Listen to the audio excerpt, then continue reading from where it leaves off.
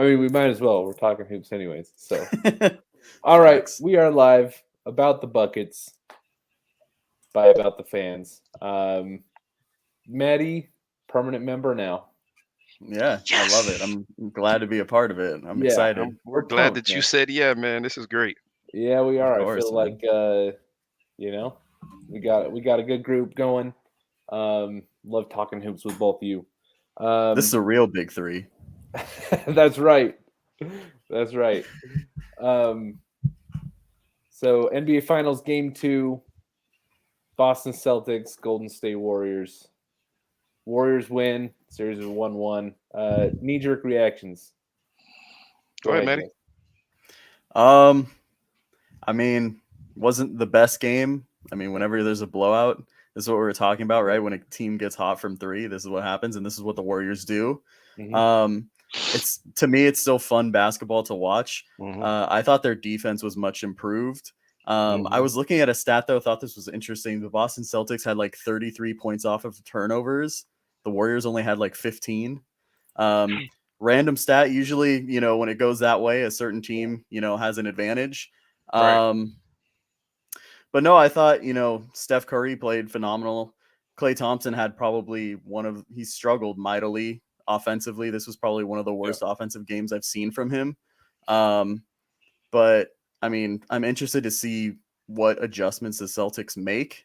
I think that their bigs got exposed in the pick and roll, especially in the third quarter. And this is something we talked about after the Heat game the other week, is Robert Williams going to get played out? He doesn't look healthy too, by the way. His lateral movement does not look, what it usually is. He got rolled up on as well. Yeah.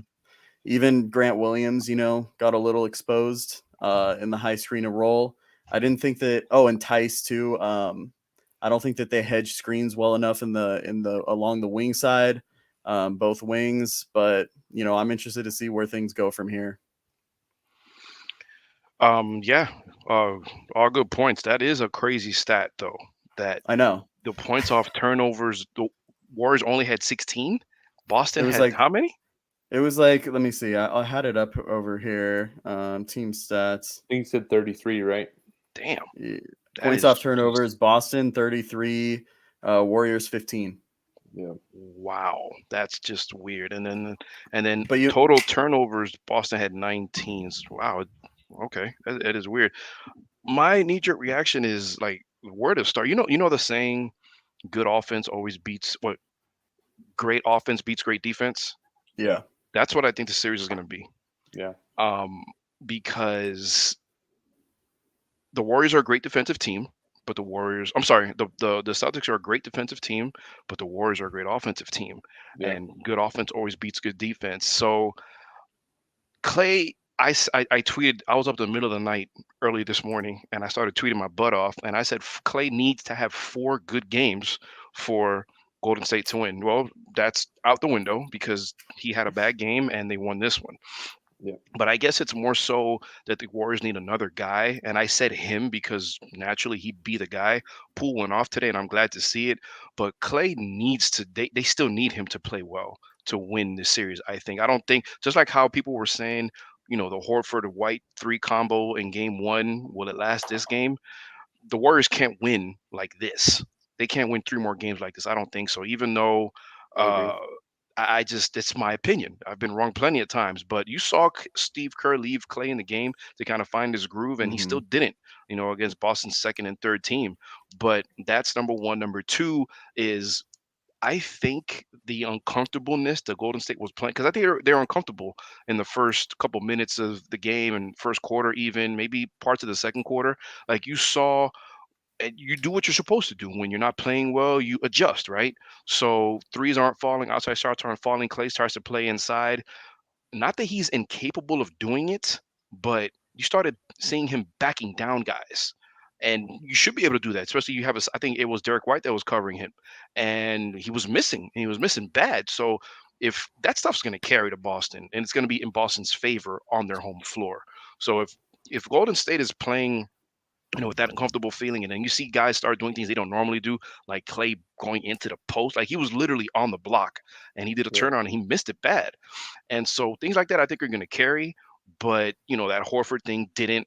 It was a complete opposite of game one. You had guys that were like the guys that scored. Let me go to the box score because I have it right here. So, yeah, Go I ahead. was going to bring this up too. I was just going to say, Williams, Smart, and Horford had 6 points this game. Yeah, Last yeah. game, they had 52 There you go. combined.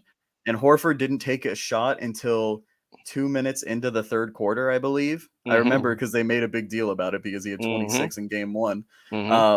So, I mean, that's something you expect to change too on the home floor. Role players are going to excel, play better. So, I mean, like The you other said, thing. Mike. Oh, I'm sorry. Go ahead. I thought you Oh, I were was done. just Go gonna ahead. say, like you said, Mike. I mean, Klay Thompson's gotta He step has up a to. bit here. He Honestly, has to find a way somehow. And people think it's all about the three for Golden State, and it really isn't because there was a game that they were down. I believe it was in a Dallas series. They were down a good amount, and they came back in that game chopping wood with the two. They were winning. They came back and they won that game shooting twos. So the other thing that I wanted to talk about was I also tweeted this yesterday. Um, he was a healthy scratch in game one. Gary Payton, young glove is what they call him. He was a healthy young scratch, and glove. I'm like, is he healthy enough to contribute? He played today. I don't know if he had that much of if his imprint was on the game as much, but he played. And I thought the other guy that was gonna get some burn was Kaminga, but it wasn't. It ended up being how do you pronounce his last name? Balika. Bialicha. He Bialicha. had 11 minutes, 6 points. It was a -7, but it was a solid 11 minutes. I thought Kaminga was going to take his spot because Kaminga's athletic as hell. They could use that out there. But there were two guys that the Kerr inserted into the lineup. Inserted into the lineup in those two guys, and I think that at least had some type of impact. Maybe I don't know, but you're gonna need that, especially in Boston on the road. Peyton, maybe Kaminga, and however you pronounce his name, Maddie. Yeah, Bialica. Yeah, I love Bialica, dude. I thought he played really well. he Usually did. he's a defensive liability in some ways, but I thought he played pretty solid on defense as well. Okay. Yeah. And, Yeah. and can we drop the Steph Curry is a bad defender narrative because he really He's isn't? not a bad. He was when he came into the league. He was a Yes, bad defender. He is yes, not a bad defender he's now. not, man. He's solid and capable, but you Yeah. cannot say he's a bad defender. No. Even on that Kyrie Irving game-winning three-pointer in those finals, he defended it well. He defended it very well. He didn't give him that much airspace, but I was just watching the game today, and he's a good help defender and everything. But those are my knee jerks. Well, speaking of Steph Curry, I think most of what NBA defense is in terms of being capable, I like that word you use, Maddie. It's just effort. Steph tries, and credit to him. There's a lot of guys in his position that don't try. And take it from this Jazz fan that it's very obvious. Like your star player not even trying on defense can sink your team defense. Oh, hell yeah. I watch it every absolutely. game and it sucks. Like I agree with you guys. Like Curry is capable for sure. Yeah. Even if he's not your prototypical like super long athletic dude, he's not a stopper by any means. But like he rotates. He might even get hunted a little bit, but like he's not gonna like drag your team defensive scheme down with him. Yeah. So No, I agree with that. I thought Kevon Looney played pretty well too. Yeah. Good off ball movement. He had, 12 points on 6 of 6. I mean, that's kind of big too. I think that he helped them when they were kind of struggling in the first quarter, like start of the game when they were kind of struggling offensively. Yeah. But yeah. You brought up Robert Williams earlier. I Mhm. agree. Not sure he's healthy. He's kind of struggled since he came back from the meniscus tear. So he played 14 minutes tonight. Granted, the whole Celtics box score is a little bit abbreviated because of the blowout, right? Like Brown played 28, Horford played 28, Tatum 34, right? But Rob Williams, 14 minutes. Daniel Tice also played 14 minutes. If I'm Ime Udoka, I really don't want to have to sub Rob Williams out for Daniel Tice, right? It's one thing if you're going small and you're subbing Rob Williams out, putting Grant Williams in and sliding Al Horford to the 5. But I really don't want to be taking Horford out or taking Rob Williams out and putting Daniel Tice in when you're in this series. there's just not really, not that Tice is a bad player, but it's just not a good matchup for him. It's like we're worried about Rob Williams getting played off the floor, and he's like an elite athlete for his size, and that's not Daniel Tice, right? Yeah. No. So Williams being healthy and being able to play all of those minutes that are going to Tice would be a big game changer for the Celtics in this series. Yeah. Random stat. What did you guys think? Jason Tatum, a negative 36 plus Yeah, minus. that was crazy. That was nuts. He played, and you want to know the thing about that is like, you look at that, right, and people are going to be like, oh, like box score watchers or whatever, played a good game, but it was, I mean, obviously it wasn't on him, but Yeah. game one, people are like, oh, he had a bad game. He did not have a bad game. He had a bad shooting game. When you have 13 assists and you win like that, it wasn't a bad game, but that's two solid performances by him. He had a bad shooting game, but yeah, that's just a weird stat. Yeah. Another So- weird stat. Good find, Matty. Speaking of Yeah. Tatum, we talked about this a little bit right before we went live. Tatum had a good box score game besides the minus 36. It actually looks a lot closer to Curry's box score than I would think the eye test would have told you. But I want to bring it up is like when Curry is getting hot and he just hits you with these barrages, like in the third quarter, like it can totally demoralize and just Yes. totally suck the air out of the opposing team, out of the bench. Just like it almost makes you feel like you have nothing to play for, and it causes cascading failures on the other team. I've It's like always said that sorry to cut you off, but I just gotta say this. The Warriors' best defense is their offense. yes, When they're hitting Mhm. like that, it takes your team out of it. Because all of a sudden it's like, oh, we're down 12. Let me start jacking threes. That's you lost. You lost. yeah, and it it starts at Steph, but it even spreads around. We saw it go to Jordan Poole a little bit, but I think that is just like it's a flow, it's a momentum. There's so much to it in terms of like Mhm. you must feel invincible being a Warriors role player when Steph is doing that, right? Yeah. Because then defenses are playing him tighter. They're coming over screens. They're trying to Right. double, and he just kicks it to Otto Porter in the corner. He's like, "It doesn't matter if I miss this. I'm going to shoot it anyways." Mhm. But he's wide Yeah. open, and so then it's just target practice at that point. And they've done a good job of putting capable shooters at most of those role player spots. If you're Steve Kerr, do you consider, and I'm not saying it's broke, you just won the game, but right now Yeah. Clay's off. Clay Yeah. is off, whatever's going on with him. Do you consider starting Poole and sitting Clay, bringing him off the bench? Just to I don't know. I don't mess with that in the finals, to be honest with you. I wouldn't for just Clay's headspace. Yeah. Like I'm sure, Clay's been there. He's a veteran. He's crafty, savvy, even though you can tell that his body is failing him. Like he still has the good moves. He had that back cut, I think it was early fourth quarter. That kind of helped put a damper on the run that the Celtics were making. Mhm. I think the last thing you want to do is give him another demon to battle in this series. Okay, fair. Maybe mess with his minutes, but I wouldn't take his starting spot. Okay. Right? Because I actually agree with your assessment that I think Clay needs to turn in 3 to 4 really good performances for the Warriors to win this series. And I think taking him out of the starting lineup is just going to make that more difficult. Fair. I didn't even think about it like that. And you know what? To me, it's not even points wise. It's hit threes because that's going to bring that. It's going to extend that. Excuse me. It's going to extend that Boston defense out. So to me, if you're Clay, you hit 4, 5 threes. He doesn't have to combust for 25 plus points. For sure. Just at least hit your threes. Like Jordan Poole was going off today. I think that'll do a lot. But they need him, man. They need him on both ends on the floor. They do. They desperately need his defense. This Warriors team, while it is still a good defensive team, it is not even near the defensive animal that it used to be. And I think that is a reflection of age, injuries, and Sean Livingston is not there anymore. Yeah. Andre Iguodala is, not the same. Yeah, like he's pretty much washed. Like, and no disrespect, but like he's just old, right? It's not. I mean, when they were playing incredibly, that was 5 seasons ago. Yeah. And Iguodala was already at the point of no longer being the number one option on a team. So like he's just past his prime. David West no longer there. David Lee no longer there. Like the personnel is different. Jordan Poole is not great at defense. Otto Porter, I wouldn't call him a bad defender, but I wouldn't call him a stopper either. Like they don't have the same excellent defensive personnel that they used to.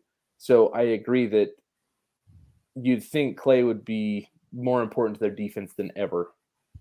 And this is where Gary Payton, the young glove, comes in. Because again, I was thinking, like I saw the DMP next to his name, coach's decision. I'm like, was he healthy or just not ready? And he played today. But I was glad to see Steve Kerr kind of throw 2 more guys into that lineup because he needed to. And I who knows if that injected anything into the game? Like I don't know. I'm not gonna sit here and say that, but I'm just glad to see that he did that. He addressed it because. Maybe it did, even if it was a little bit, stuff like that matters. And again, I thought that other guy was going to be Kuminga, but it wasn't. It was who, Maddie? Sorry. Bielitsa. Thank you. Yeah. I got you, bro. That's what I'm here for. Thank you. But this series is going to be a war. I think it's far from done. And I have no idea what Udoka is going to do next, but I think that, and it's crazy because Boston, the way they won the game today, like, Tatum not won the game, but the 2 guys you expect to score, Tatum, Brown, scored. Okay. Yeah. And they at lost. least at the start. Yeah. At the start, right. Yeah, it slowed down a little bit. Right. Yeah, it did. No, it totally did. And those 2, what Tatum had 28 and Brown had 17. Thought it was more than that, but the entire starting 5 was minus. Wow. Yeah. They had I think they had 26 of the first 30 points or some stat like that. Yes. And just coming off as a mental thing, when you're playing with 2 guys that are, offensively, gifted like that, and they're, scoring at an elite level like that, and then they're not hitting anymore, that's an adjustment. It's hard to get into a game, get an offensive rhythm when you haven't taken any shots. Like we talked about, Al Horford hadn't taken a shot until 2 minutes into the third quarter. But yeah, and then I wanted to go back to the Klay Thompson thing. The thing I was going to say is, I think the Warriors relied a lot more on ball, action, to score in terms of high screens, they capitalize on, scoring on those bigs as well. Yep. And I think that's what kind of, that's not really Klay Thompson's game, right? He's more off ball, takes one dribble the entire game, right? Yes. Which I love him for. I think that's that's beautiful basketball. Yeah. But I think he's not getting the same looks that he's used to getting, if that kind of makes sense. Fair. No, So I'm really interested to see what Steve Kerr does for him, because I think we're going to see a lot more off-ball movement to try to get him more into the game as well. And I wouldn't be surprised if that's what happens coming out of the start in next game. Yep. They gotta go to him early. You gotta try to get him going early. The thing with Klay is the guy's a microwave, man. He can get hot quick. We've seen him 36 points in a quarter one of these a couple years ago. Like he could do it, but it's gonna be tougher than ever. It's the finals. It's this Boston Celtics team. They've bought in since January 1st, so it's gonna be a role. It's tough, but he has finals experience. Kerr has finals experience, but that game 3 is going to be great. Yep. So let me interject real quick. We're about halfway mark through this, show. Just want to mention about thefans.com.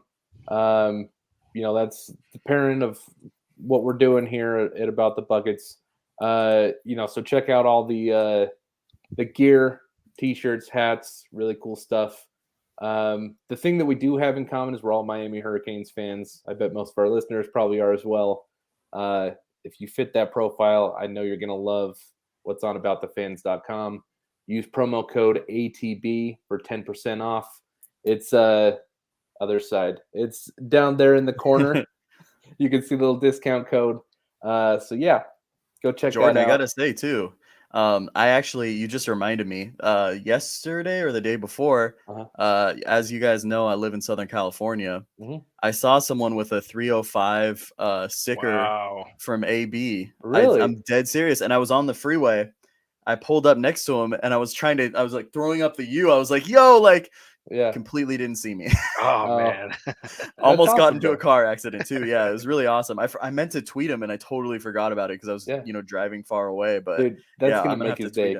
That's I gotta let him know. Yeah, AB, one of the best people out there. I remember he texted me from a tailgate last year. First time he'd ever seen somebody wearing one of our shirts in public. Wow. And he was just like, dude, this is like the coolest moment ever. Hell yeah. So, yeah, that's awesome, man. Yeah. Okay, so let's talk game 3 for the next few minutes. And then, right at the end, I just want to touch on my Utah Jazz because they had some stuff happen. I knew that was coming. I knew that was coming. Yeah. We have to. I mean, it's the only fun I'm going to have this offseason. I can tell you that much. All right, game 3. At least my initial reactions, I'm kind of conflicted on how I feel about this series. So much of what I've seen, like, all of my indicators when I watch are pointing towards Boston still as a team. Mm-hmm. But the third quarter was a very, very good reminder of what Steph Curry is capable of. I mean, dude, he is like bringing a machine gun to a knife fight. Yeah. You know what I mean? Like, if it was just a knife fight, I'd pick Boston 10 times out of 10 in this series. But, dude, Steph Curry has the big guns, man. Like, nobody can go shot for shot with him in the NBA when he is hot like that. So I'm not sure how that's going to play out. I still think I might be leaning Boston in like 6. What do you guys think? Go ahead, Matty. You go first, Mike. I got Golden State. The thing about before the series started, I said this series can be Golden State in 5 or Golden State in 7. Yeah. I really felt that way. I still have Golden State. I don't know if it's going to be 6 or 7. Like, I haven't Golden State. That's my pick. I just don't know where they're going to win. I'm probably going to say 7 because them winning on Boston's floor, I don't know, Yeah. But and even I'm not going to say I'm iffy. I will pick Golden State in 7, but that Golden State in 7 is, especially after Boston forcing a game 7 against the Bucks, going into the belly of the beast in Milwaukee against the defending champs, facing elimination, winning that game to go home, winning game 7 on the road. There's no gimme. I don't think it's a gimme but I'm going to stick with my pick. I got Golden State in 7 simply because of what I said earlier. That basketball saying good offense beats great defense. Well, that's what I think is going to happen in this series. And Boston has already stolen home court. So, if they just win all their home games, it won't even get to a game 7 in this series. Sorry. Go ahead, Matt. No, you're good. Before this series started, I think I had Warriors in 6. Mm-hmm. I kind of am backtracking on that. Obviously home court advantage and everything. I'm still leaning towards Warriors in 7.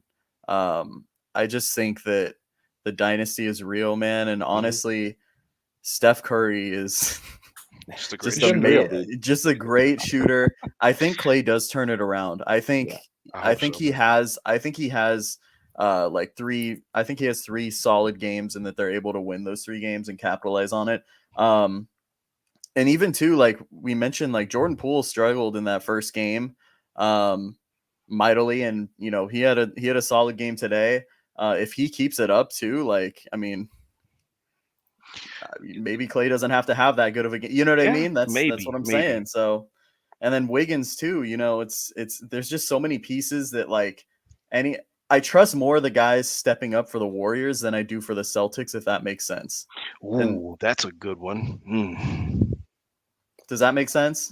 I mean, sure. I can't combat it. I can't combat that because specifically offensively, and this is an offensive league, Right. No, I can't disagree with that. It's just when I think they depend more on their and look, I'm saying this knowing that I've seen them come back with the 2-pointer, but obviously they depend more on their jump shot. Whereas Boston, listen, if anybody said before the series started, Boston can go blow for blow with Golden State, most people probably said no. I think they proved that they probably can, off of game 1. But then again, was that an aberration? Was that Horford or whatever? I don't know, but Boston has a lot of guys that can step up for that third guy too. Yeah, it's kind of hard to gauge. I'm with you, Mike, because Horford did explode in game 1, but Marcus Smart has been playing pretty well on offense this whole. I mean, his decision making is questionable. His box scores look pretty good for offense the entire playoffs, and he disappeared. So even though Horford went back to the mean, maybe a little bit less, Marcus Smart completely disappeared. So it's kind of hard to get a feel of what this series is going to look like when Al Horford is playing his average game and Marcus Smart is playing his average game. And we didn't even talk about White. He's another guy that could come in and give you whatever.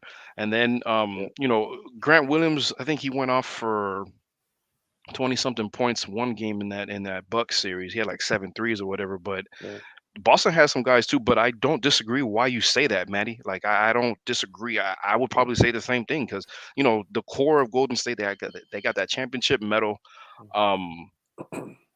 That game 3, I think, is going to tell a lot. Yeah, I'm really interested to see Boston's role players on their home floor. Because even with that third quarter explosion, like the Warriors only scored 107 points this game. Probably would have been more if they kept their starters in, but right. So like the defense wasn't overly horrible, even though there was that barrage in the third quarter. How much different would this game be if Boston's role players have a little more confidence, feel a little more comfortable, and are making their shots? So, it was only a 2-point game at halftime, and the Celtics looked like they were getting outplayed by the eye test from jump. At least that was my take. And I thought they were really sloppy in the first half compared to the Warriors, and we're still only down by 2 at halftime.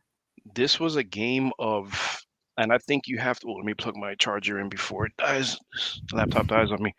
This game, and let me turn on the light as well. Hold on. Check out this stat, and you guys probably already saw it, but 15 of 37. You guys know what that is? Go for it. That's both teams' shooting numbers from beyond the arc. Both teams went 15 of 37 from 3 tonight. Both teams. Okay, so you can't say that it was one team hitting their shots, or not their shots, but their threes. Like, we can't say that. We technically really can't say that. Free throws, both teams were in the 70s. Rebounds, 43 to 42. Boston won it. You know what I mean? So I said that to say this, kind of like in that Heat series we were saying, Jordan, how their margin of error is like, you can't do it. Like, who has the bigger margin for error in this series? A defensive team like Boston, or the team that could combust like Golden State can? I don't even know. I don't know. Yeah. I was actually going to tweet.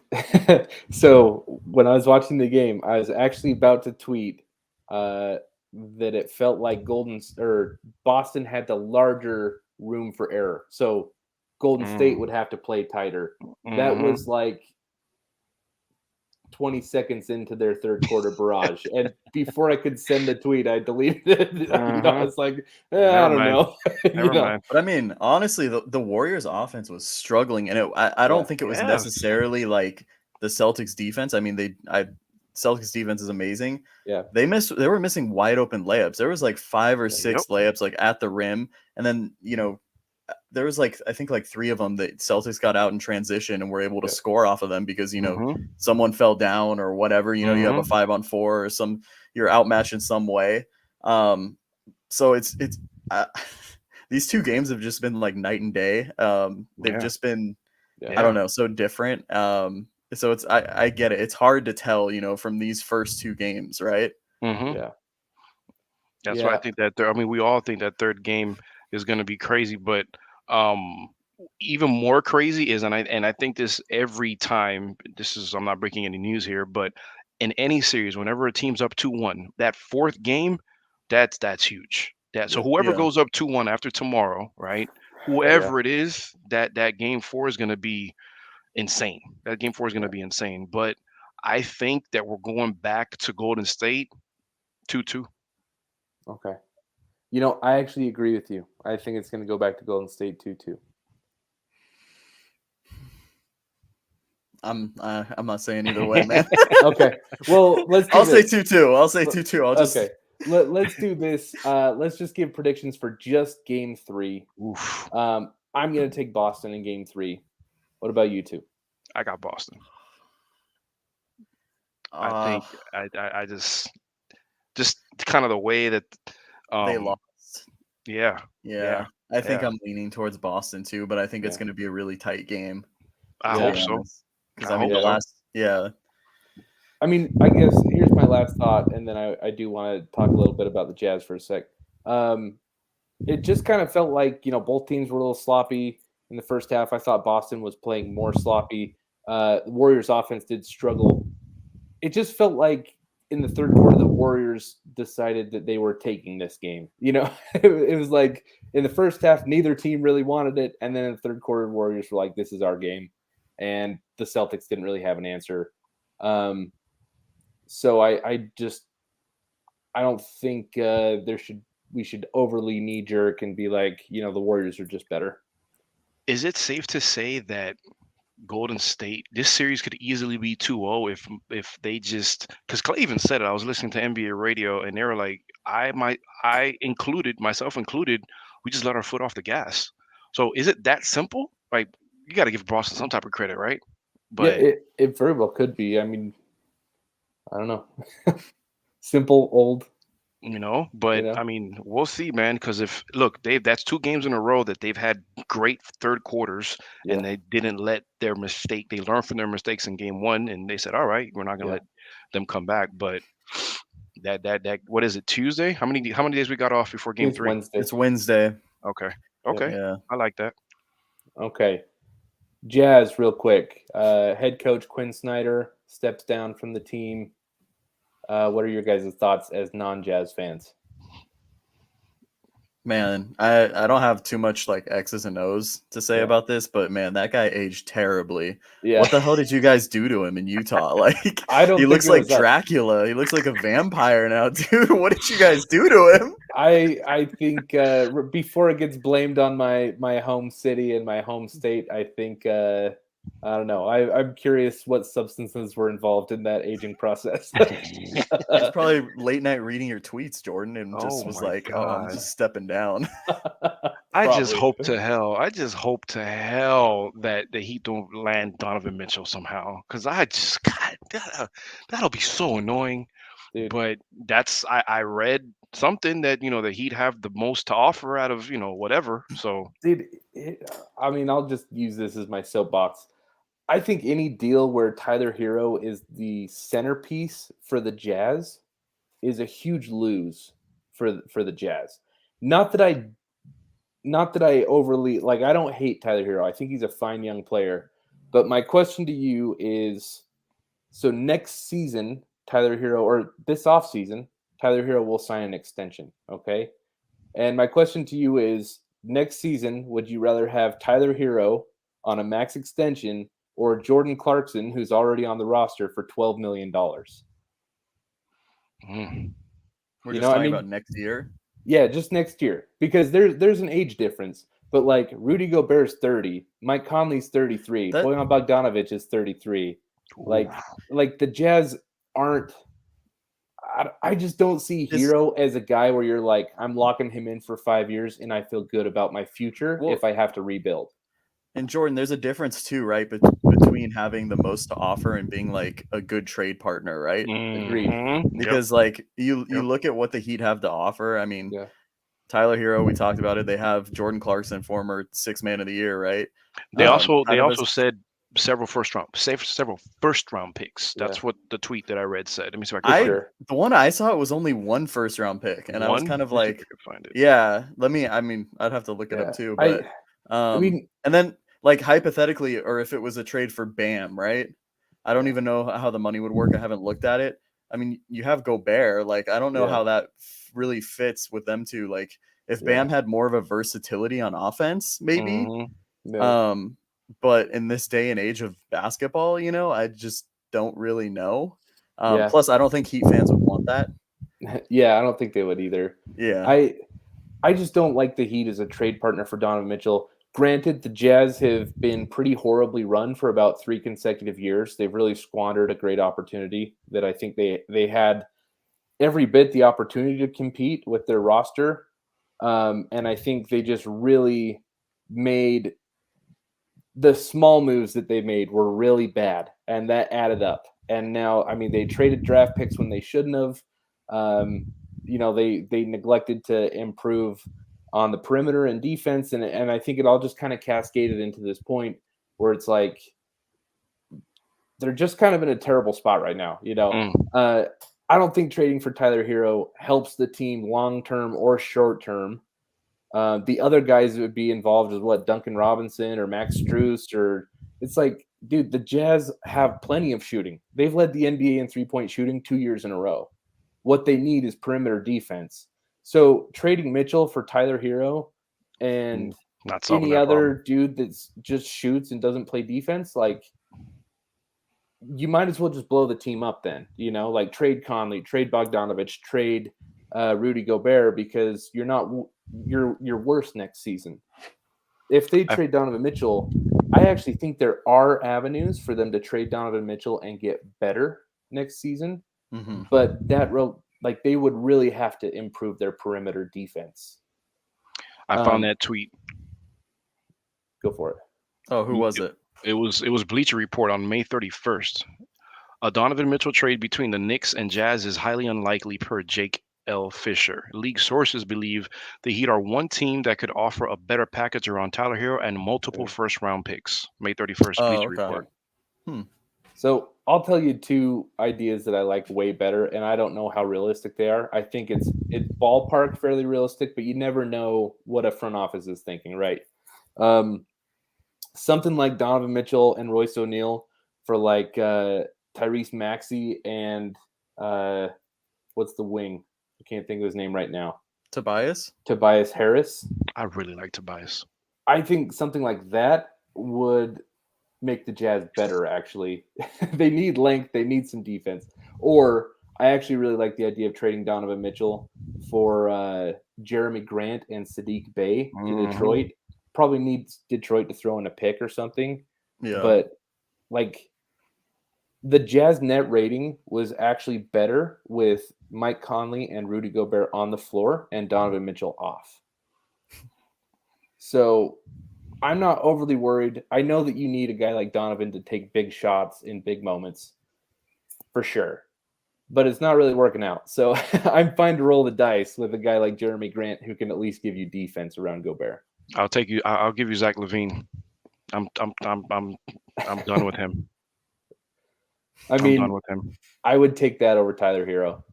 I'm not jumping Zach. at Zach LaVine because he's just like older and he's had some injury issues. He's older than Mitchell. And but I'd rather do that than Tyler Hero. I'm done with him. Yeah. How do you feel about Darvin Ham, Maddie? And then we'll go after this. I like it. To be honest with you, so I don't really know too much about him. I just know that nasty. He broke a video in the backboard. Yeah, well, I know that's what I was gonna say in the dunk contest, because he was in the same dunk contest as Kobe, right?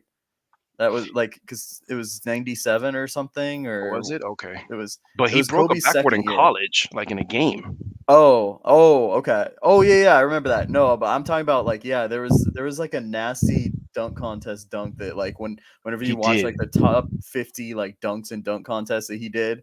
Yeah. And so that's what I really know him from. I don't really know him that much as a player because it was when I was a little, not as following the NBA as much. But I talked to a couple people that are in the that are a part of the Bucks organization, and they really are high on him. So it's some of the former guys. They're with the D League or the G League affiliate. Yeah. They actually went to Miami. Funny story. So they're high on him. So I mean, give him a chance. I don't know. I honestly just don't know too much about him, to be honest with you. So. Cool. Yeah. What I like about it is they brought in a no-nonsense guy, and LeBron has never had a coach like that in his career. Yeah, he's never had a coach like that in his career. So,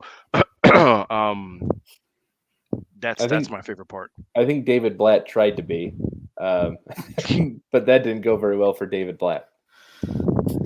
I feel bad for him because like he signed up, he was like, yeah, young roster, Kyrie Irving, he's a Euroball legend. And then LeBron just kind of crashed the party for his first year, and oh, sorry, go ahead. Then exiled him from the NBA after that. How do you get fired after getting to the NBA finals? That's insane. I don't know. That's like, what's his name getting fired after winning Coach of the Year with the Raptors? Dwayne Casey. Yeah, Dwayne Casey. Yeah, it's insane. Yeah. Well, I can tell you what the Jazz are going to do. Here's my official prediction.